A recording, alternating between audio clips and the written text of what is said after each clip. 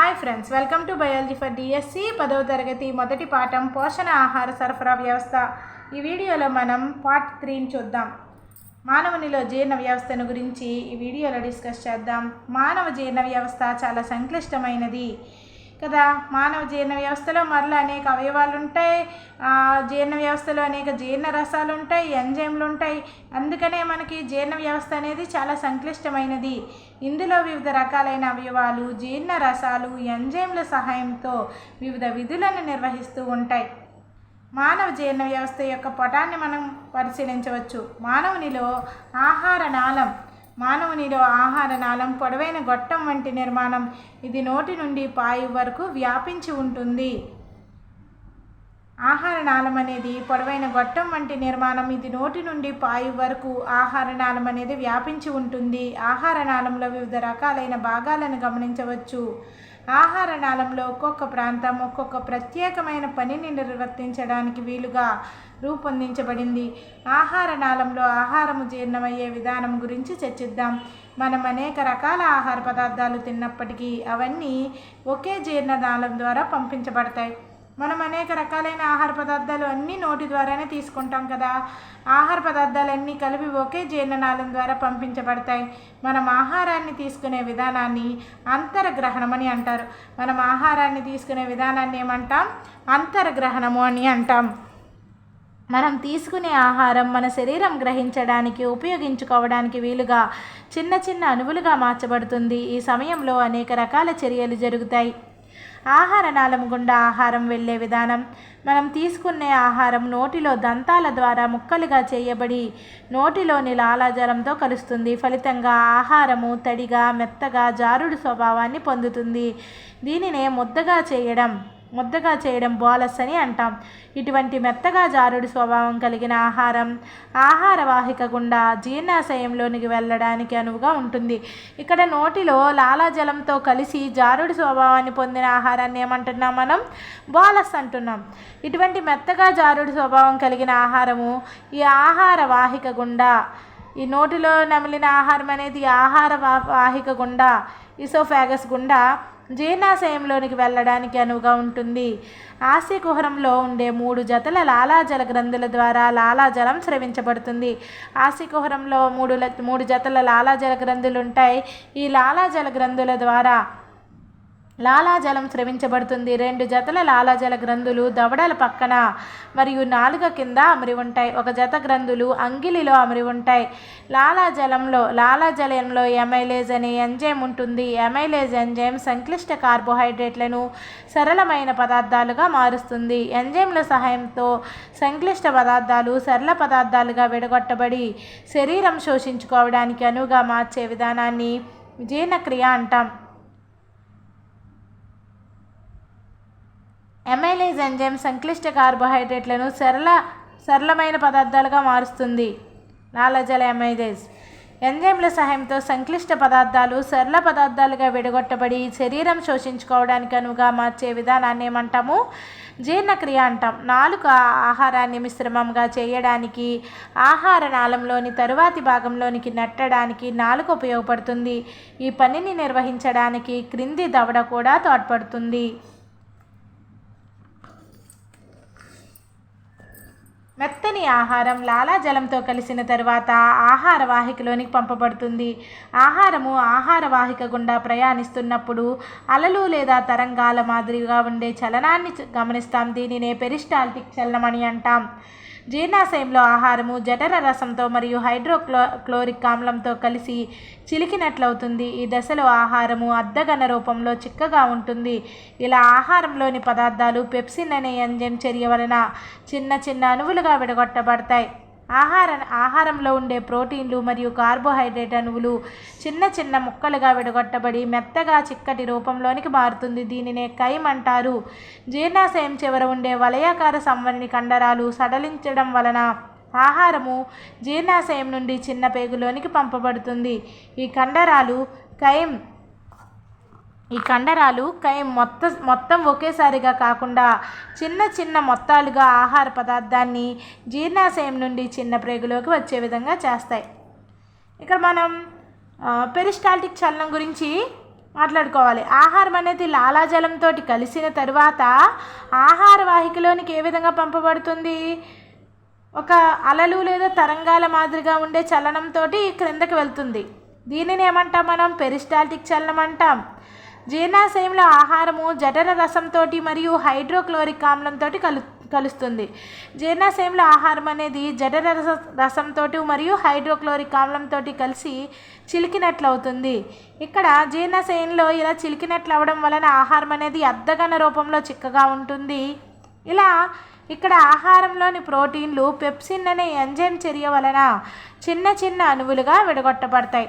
ఆహారంలో ఉండే ప్రోటీన్లు మరియు కార్బోహైడ్రేట్ అణువులు చిన్న చిన్న ముక్కలుగా విడగొట్టబడి మెత్తగా చిక్కటి రూపంలోనికి మారుతుంది. దీన్ని ఏమంటాము? కైమని అంటాం. జీర్ణాశయం చివర ఉండే కండరాలేంటి? వలయాకార సంవరణి కండరాలు. ఈ వలయాకార సంవరణి కండరాలు అనేవి సడలడం వలన ఈ జీర్ణాశయం నుండి ఆహారము చిన్న పేగులోనికి పంపబడుతుంది.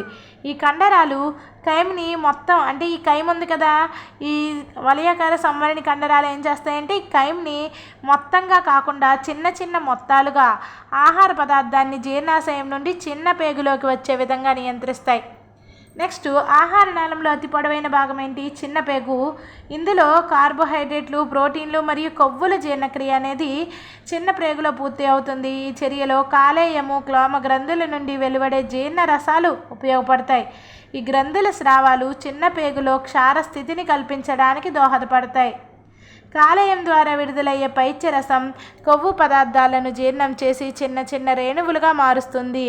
కాలేయం ద్వారా విడుదలయ్యే పైత్యరసం కొవ్వు పదార్థాలను జీర్ణం చేసి చిన్న చిన్న రేణువులుగా మారుస్తుంది. ఈ విధానాన్ని కొవ్వుల ఎమల్సీకరణం అంటాం.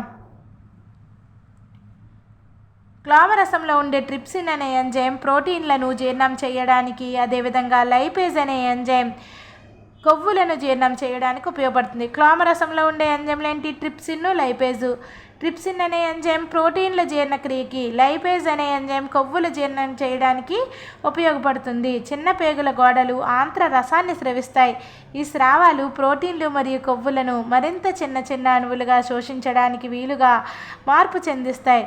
కార్బోహైడ్రేట్స్ నీటిలో కొంతవరకు మాత్రమే జీర్ణమవుతాయి.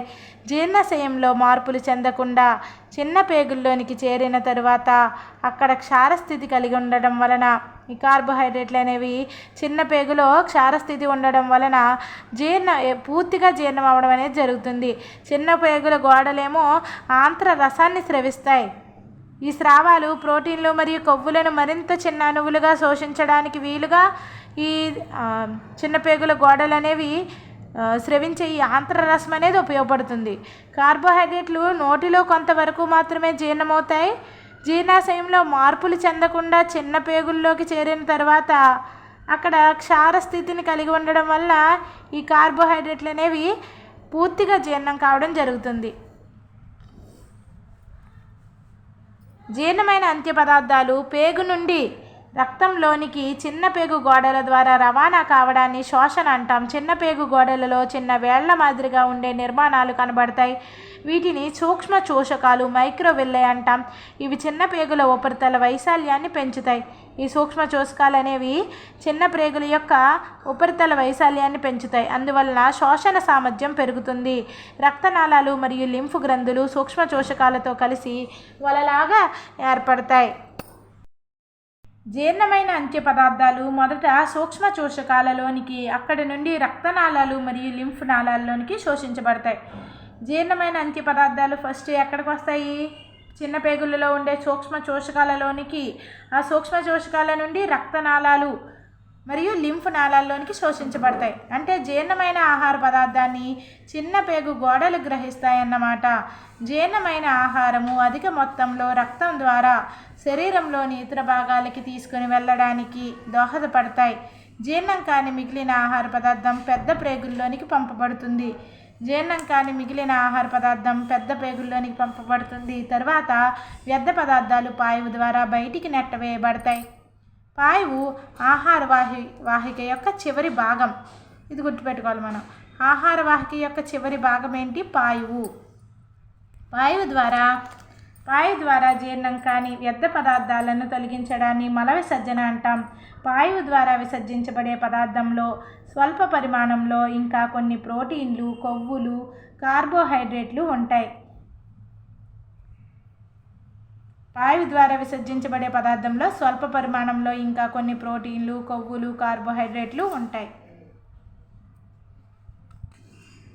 ఇక్కడ మనం టేబుల్ ఉంది కదా, జీర్ణక్రియ ఎంజైమ్లను గురించి చూద్దాం. టైలిన్, పెప్సిన్, పైత్యరసం, amylase, trypsin, lipase, peptidases, sucrase ఇవేంటి ఎంజైమ్లు లేదా పదార్థాలు ఇవి. ఫస్ట్ మనం టైలిన్ గురించి డిస్కస్ చేద్దాం. టైలిన్ స్రవించే గ్రంథులేంటి? లాలాజల గ్రంథులు. స్రవించే ప్రదేశం ఆస్య కుహరం. టైలిన్ అనేది లాలాజలంలో ఉంటుంది. ఈ టైలిన్ అనే ఎంజైమ్ దేనిపైన చర్య జరుపుతుంది? కార్బోహైడ్రేట్స్ పైన చర్య జరుపుతుంది. కార్బోహైడ్రేట్స్ పైన ఈ టైలిన్ అనే ఎంజైమ్ చర్య జరిపి మాల్టోజ్ అనే ఉత్పన్నంగా ఏర్పడుతుంది. నెక్స్ట్ పెప్సిన్ అనే ఎంజైమ్ను జఠర గ్రంథులు స్రవిస్తాయి. స్రవించే ప్రదేశం ఎక్కడ? జీర్ణాశయం. పెప్సిన్ అనే ఎంజైమ్ స్రవించే జీర్ణరసం ఏంటి? జఠర రసంలో ఉంటుంది పెప్సిన్ అనే ఎంజైమ్.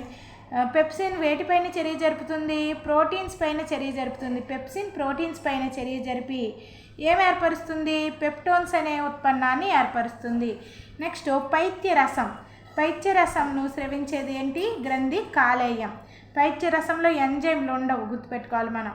పైత్యరసంలో ఎంజైమ్లు ఉండవు, స్రవించే గ్రంథి కాలేయం. ఎక్కడ స్రవిస్తుంది పైత్యరసం అంటే? స్రవించబడుతుంది అంటే ఆంత్రమూలం వద్ద స్రవించబడుతుంది. పైత్యరసం అనేది ఒక జీర్ణరసం. అదేవిధంగా ఈ పైత్యరసం వేటిపైన చర్య జరుపుతుంది అంటే కొవ్వులపైన చర్య జరుపుతుంది. కొవ్వుల ఎమల్సీకరణ అనేది ఏర్పడుతుంది అన్నమాట. కొవ్వుల ఎమల్సీకరణం జరిగి కొవ్వులు చిన్న చిన్న రేణువులుగా మార్చడానికి పైత్యరసం అనేది ఉపయోగపడుతుంది. నెక్స్ట్ అమైలేజ్, ట్రిప్సిన్, లైపేజ్ ఈ మూడింటిని క్లోమం స్రవిస్తుంది. అమైలేజ్, ట్రిప్సిన్, లైపేజ్ ఈ మూడు ఎంజైమ్లను క్లోమం స్రవిస్తుంది. ఈ మూడింటిని కూడా ఆంత్రమూలం దగ్గర స్రవిస్తుంది. క్లోమం అమైలేజ్, ట్రిప్సిన్, లైపేజ్ అనే ఎంజైమ్లను ఆంత్రమూలం స్రవిస్తుంది. అమైలేజ్, ట్రిప్సిన్ అండ్ లైపేజ్ అనే ఎంజైమ్లు క్లోమరసంలో ఉంటాయి. అయితే ఇప్పుడు అమైలేజ్ అనేది కార్బోహైడ్రేట్ల పైన చర్య జరుపుతుంది. ఇక్కడ మనకి లాలాజలంలో ఉండే అమైలేజ్ కూడా ఉంది, లాలాజల అమైలేజ్. అది కూడా కార్బోహైడ్రేట్ల పైన చర్య జరుపుతుంది. క్లోమం విడుదల చేసే అమైలేజ్ కార్బోహైడ్రేట్ల పైన చర్య జరుపుతుంది.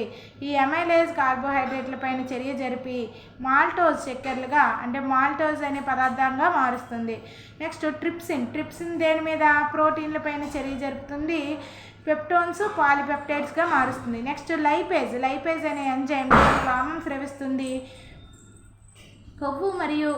కొవ్వు ఆమ్లాలు మరియు గ్లిజరాల్ని ఏర్పరుస్తుంది. లైపేజ్ అనేది కొవ్వులపైన చర్య జరిపి కొవ్వు ఆమ్లాలు మరియు గ్లిజరాల్ని ఏర్పరుస్తుంది. నెక్స్ట్ పెప్టిడేజెస్ అనే ఎంజైమ్లు ఆంత్రగ్రంథులు స్రవిస్తాయి. పెప్టిడేజెస్, సుక్రేజ్లను ఆంత్రగ్రంథులు స్రవిస్తాయి. చిన్న పేగు దగ్గర స్రవిస్తాయి ఆంత్రగ్రంథులు. పెప్టిడేజెస్, సుక్రేజెస్ ఏ జీర్ణరసంలో ఉంటాయంటే ఆంత్రరసంలో ఉంటాయి. పెప్టిడేజెస్ అనేది పెప్టైడ్స్ పైన చర్య జరిపి అమైనో ఆమ్లాలను ఏర్పరుస్తుంది. సుక్రేజ్ అనేది చెరుకులోని చక్కెర సుక్రోజ్ పైన చర్య జరిపి గ్లూకోజ్ని ఏర్పరుస్తుంది. ఏర్పడే సుక్రేజ్ అనే ఎంజైమ్ సుక్రోజ్ పైన చర్య జరిపి గ్లూకోజ్ అనే అంత్య ఉత్పన్నంగా ఏర్పడుతుంది. ఇక్కడ మనం మానవుడి జీర్ణ వ్యవస్థ యొక్క ఫ్లో చార్ట్ని చూడొచ్చు. ఫస్ట్ ఆహారం మనం నోటి ద్వారా తీసుకుంటాం. నోరులో ఏముంటుంది? ఆస్య కుహరం నుంచి ఆహారం గ్రసనిలోనికి వెళ్తుంది. గ్రసని నుంచి ఆహార వాహిక ద్వారా జీర్ణాశయానికి వెళ్తుంది. జీర్ణాశయం నుంచి ఆంత్రమూలం వద్దకు ఆహారం వెళ్తుంది. ఇక్కడ మళ్ళీ ఆంత్రమూలానికి కాలేయము క్లోమగ్రంథితోటి లింక్ ఉంటుంది. కాలేయం ఏమో పైత్యరసాన్ని, క్లోమగ్రంథి ఏమో క్లోమరసాన్ని స్రవిస్తాయి. ఆంత్రమూలం నుంచి ఆహారం చిన్న ప్రేగులోకి వస్తుంది. చిన్న ప్రేగు నుంచి ఆహారం పెద్ద ప్రేగులోకి వెళ్తుంది. పెద్ద ప్రేగు నుంచి పురుషనాళం నుండి పాయువుకు వెళుతుంది.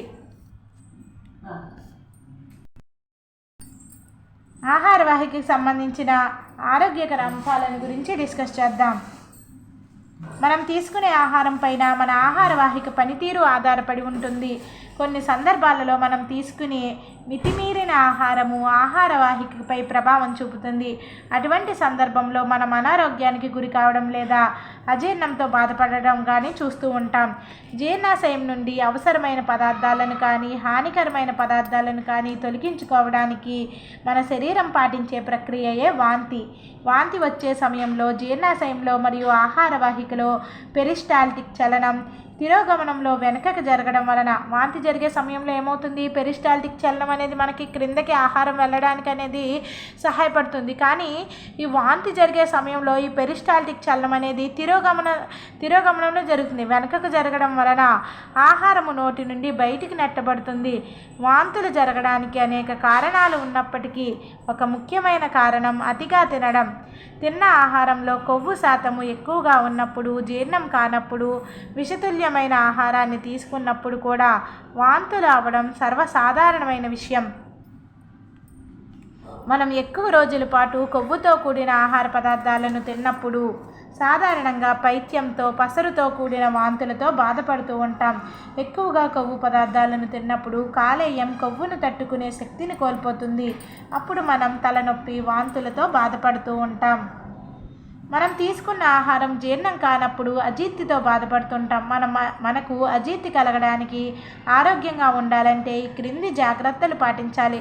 సాధారణమైన సమతుల ఆహారాన్ని తీసుకోవడం, మెల్లగా ప్రశాంతంగా తినడం, ఆహారాన్ని బాగా నమిలి తినడం, తిన్న వెంటనే వ్యాయామం వంటి పనులు చేయకపోవడం, సరిపడినంత నీరు త్రాగాలి, క్రమబద్ధంగా సాఫీగా మల విసర్జన జరిగేలా చూసుకోవాలి.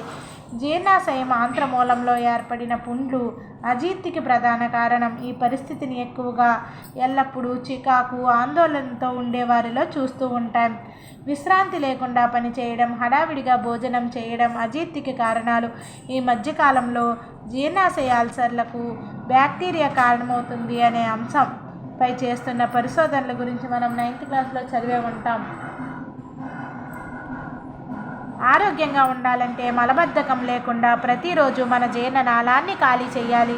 జీర్ణం కాని ఆహారం పెద్ద ప్రేగులో చాలా రోజుల వరకు అలాగే నిల్వ ఉంటే అందులో పెరిగే బ్యాక్టీరియా విడుదల చేసే హానికరమైన పదార్థాలు రక్తంలోనికి శోషించబడతాయి. అందువలన అనేక ఇతర రకాల వ్యాధులు కూడా వచ్చే అవకాశం ఉంది. మన ఆహారంలో పీచు పదార్థాలు ఎక్కువగా తీసుకోవడం వలన మలబద్ధకాన్ని నివారించవచ్చు. మలబద్ధకాన్ని నివారించవచ్చు. నెక్స్ట్ వీడియోలో మనం పోషకాహార లోపం వ్యాధులను గురించి డిస్కస్ చేద్దాం.